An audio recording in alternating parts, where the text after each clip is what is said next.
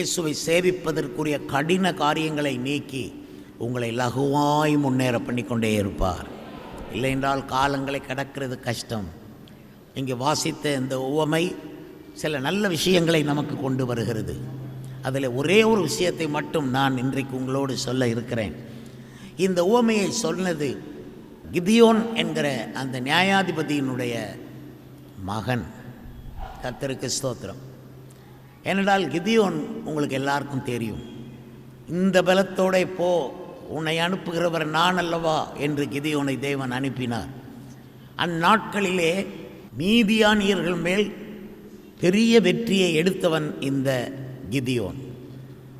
300 பேர் அடங்கிய படையை கொண்டு போய் கையிலே ஒரு பானையையும் ஒரு தீவட்டி, அந்த பானைக்குள்ளே இருந்த தீவட்டியும் ஒரு கையில் ஒரு எக்காலத்தையும் வைத்து 3 காரியங்கள், ஒரு பானை, ஒரு தீவட்டி, ஒரு எக்காலம், 3 இருக்கிறது. ஆனால் கைகள் 2 தான் இருக்கிறது. ஆக 3ல் 1 உடைக்கணும். தீவட்டியை உடைத்தால் பிரகாசிக்க முடியாது, எக்காலத்தை உடைத்தால் அறிவிக்க முடியாது. ஆகையால் பானையை உடைத்து, நம்முடைய சுயத்தை உடைத்து, நம்முடைய மாம்சத்தை உடைத்து, எவ்வளவு தூரம் நீங்கள் உங்களை உடைபட ஒப்புக் கொடுக்கிறீர்களோ அவ்வளவு தூரம் தீபம் பற்றி எரியும். ஹல்லேலூயா! அவ்வளவு தூரம் நீங்கள் அறிவிப்பதை மக்கள் கேட்பார்கள். உடைக்கப்பட்ட அனுபவம் நம் எல்லாருக்கும் இருக்கிறது, இன்னும் இருக்க வேண்டும். இந்த கிதியோனுக்கு 70 பிள்ளைகள் இருந்தார்கள்.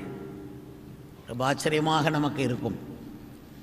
அந்த 70 பிள்ளைகளை வைத்தே அவன் சபை நடத்தியிருக்கலாம். வேறு ஆத்மாதாயம் பண்ண தேவையில்லை. அநேக சபைகள் அப்படித்தான் இருக்கின்றன. எல்லாரும் அந்த சபையிலேயே பிறந்து வளர்ந்து அங்கேயே இருப்பாங்க.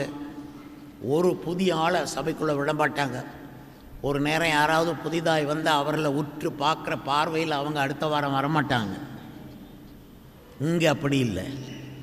வாரவங்களை வரவேற்கிறோம், கைப்பிடித்து வரவேற்கிறோம். எல்லாரும் வரவேற்கிற வேலையை செய்யணும். ஹல்லேலூயா!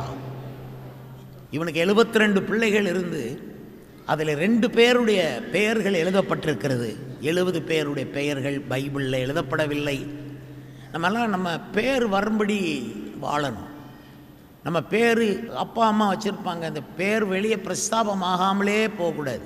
ஆபிரகாமை கர்த்தர் பார்த்து சொன்னார், உன் பெயரை பெருமைப்படுத்துவேன், இஸ்ரவேலின் பெயரை பிரஸ்தாபப்படுத்துவேன்.